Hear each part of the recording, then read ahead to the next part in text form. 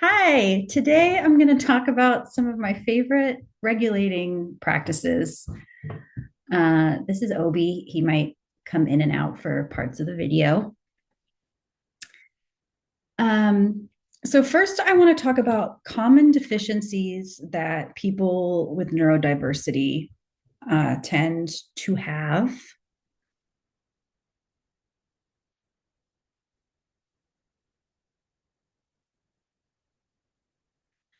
And I have a unicorn today because people who are highly sensitive and neurodiverse are unicorns in some ways. So, very magical and special. Um, Now, everybody's magical and special, but you know what I mean.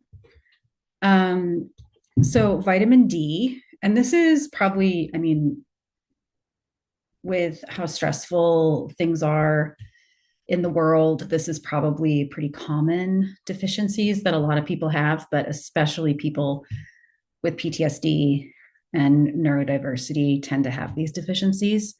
So, vitamin D, the B vitamins, B6 and B12, I'm usually low in those. Folate, which is a type of B vitamin. Iron, I'm low in that too. Zinc, magnesium, I tend to be low in that. And omega-3 fatty acids. So you can do blood work to see what, if you really have a deficiency in one of these, or I find that they're just good ones to take in general. Magnesium is calming, so you can take that in the evening before you go to bed, just to kind of help calm nerves.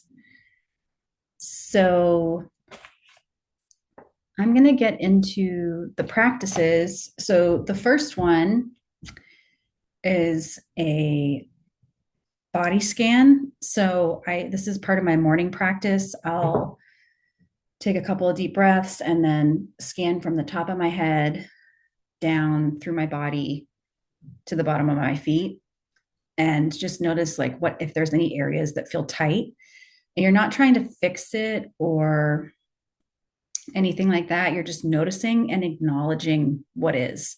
So it's like maybe today, oh my, I noticed my chest is feeling a little bit tight or my stomach, isn't feeling great. You're just kind of checking in with yourself and taking note of what's happening on a physical and emotional level. So it's like a personal check in, and you can do it at any point during the day. I like doing it in the morning.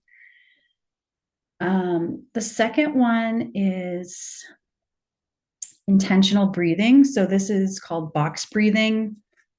It's a 4 count in, 4 hold, 4 or 5 exhale, and if you can, 4 hold when your lungs are empty.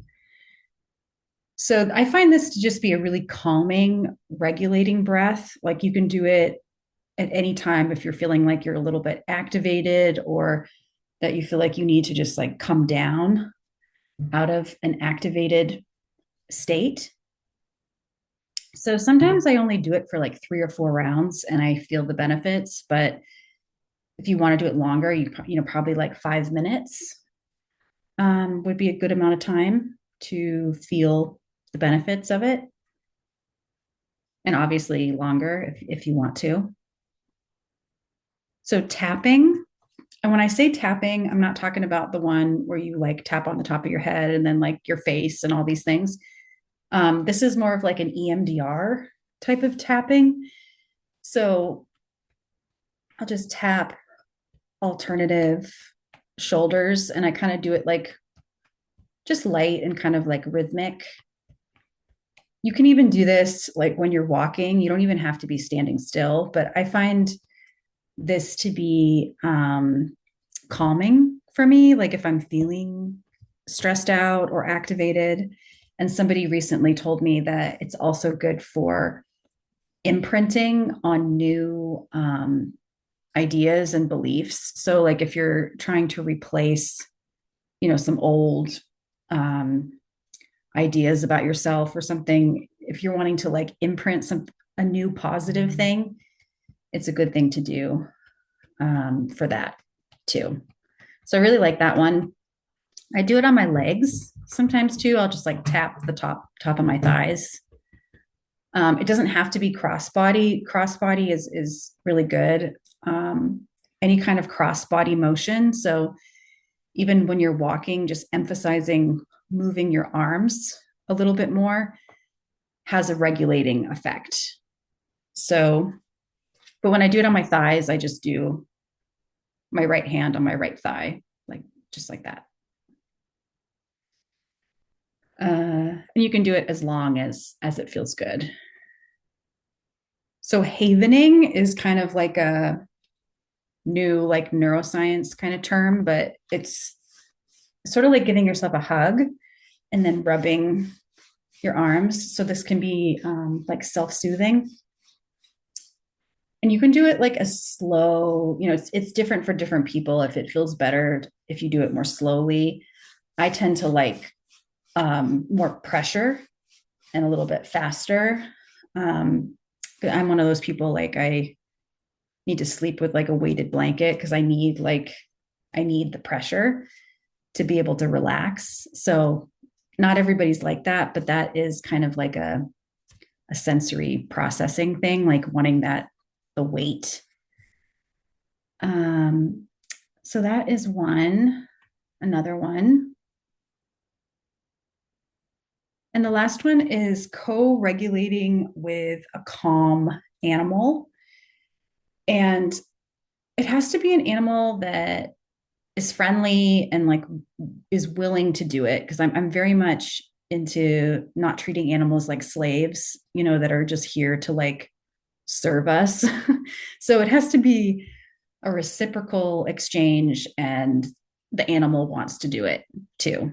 So it could be a dog, a cat.